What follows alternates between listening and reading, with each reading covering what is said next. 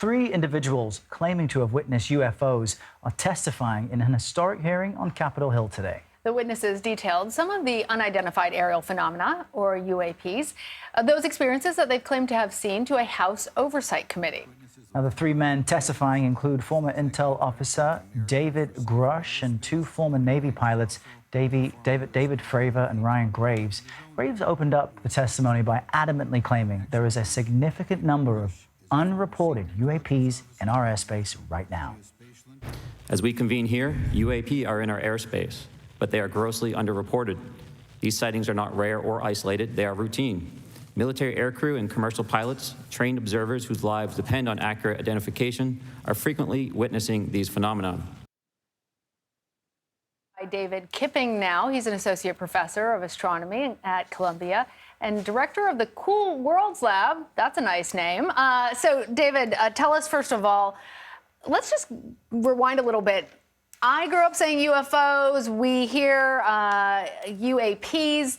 What's the difference, and what are some of your takeaways from today's hearing? UAPs is really just a rebranding, right? Unidentified flying object is now an unidentified aerial phenomenon.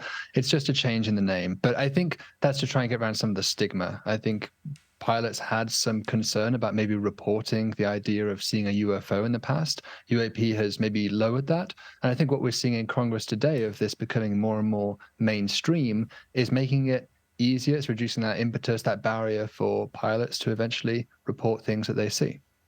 And apparently there's been an increase in the number of reported UAP sightings. What's fascinating to me is that the testimony often comes from pilots and folks in the military. And sometimes there are foreign governments testing out their own technology that make it unidentified. But why do you think, and we all have our own cell phones and technology to record what's happening, why do you think we're seeing this uptick? Yeah, I mean, obviously there's greater camera technology now than we've ever had before. If you add up the number of hours that pilots are in the air in the US military, it's huge. It's something like 5 to 6 million hours per year.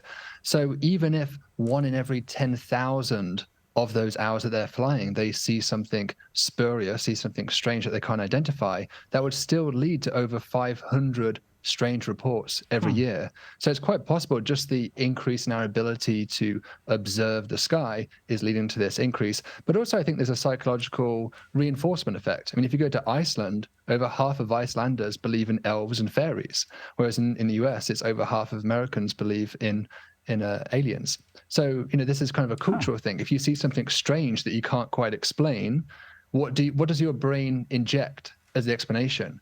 And for us, we're kind of preconditioned on the idea of aliens in this country and many other countries that we tend to put aliens into that gap. And I think that may be what's happening in many of these claims of alien activity. Well, that's a statistic I did not know, that half of Americans believe in aliens.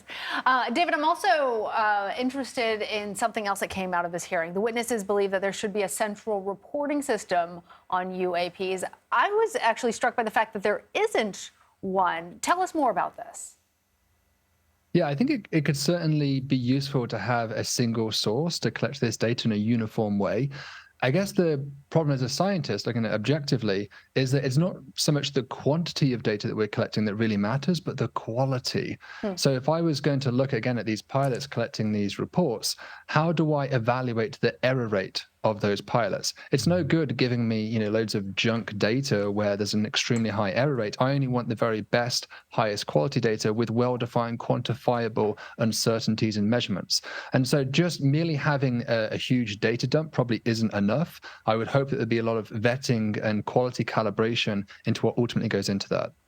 It's incredible. We're showing just some of the footage of these UAPs. One of them is like this sphere that seems to be moving at its own speed through space and time. And it's interesting that you say that we kind of fill the gap maybe with what we want, whether that's fairies, elves, or aliens. Talk to me, though, about the stigma, because if you go back to the 1950s, those who reported seeing a UFO in New Mexico or in Nevada, were described as people with tin hats and conspiracy theorists. Has that changed? Are we more accepting now or not so much?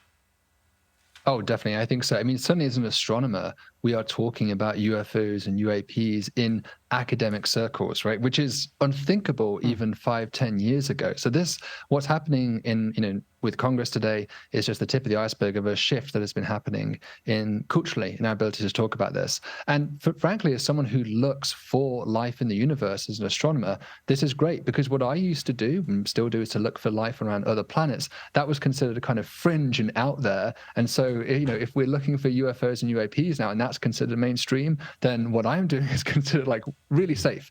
It used to be very hard to get the government to fund searches for alien life. So we've kind of shifted the window of what's normal in a sense. And so as an astronomer, I'm kind of all for it. It's great that we are able to seriously do this undertaking of asking one of the most fundamental questions about our existence: are we alone?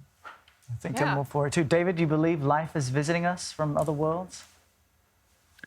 I would need a lot more evidence of what I've seen so far. I'll put it that way. I'm open-minded to it, but I'm skeptical of what I've seen so far. I was really hoping someone at these Congress hearings today would present us with hard, firm evidence, and that didn't happen. It's still just testimony at this point and some grainy videos. I want to see a piece of technology or biological sample, or something that would be incontrovertible, and we're still waiting for that. A great point. My position is, if life forms are advanced enough to get to Earth and see what we're up to, they'd be smart enough to hide. If you see what we do on this planet. They seem to crash a lot as well. Yeah. Well, great to chat with you about this. Really fascinating. David Kipping, we appreciate it.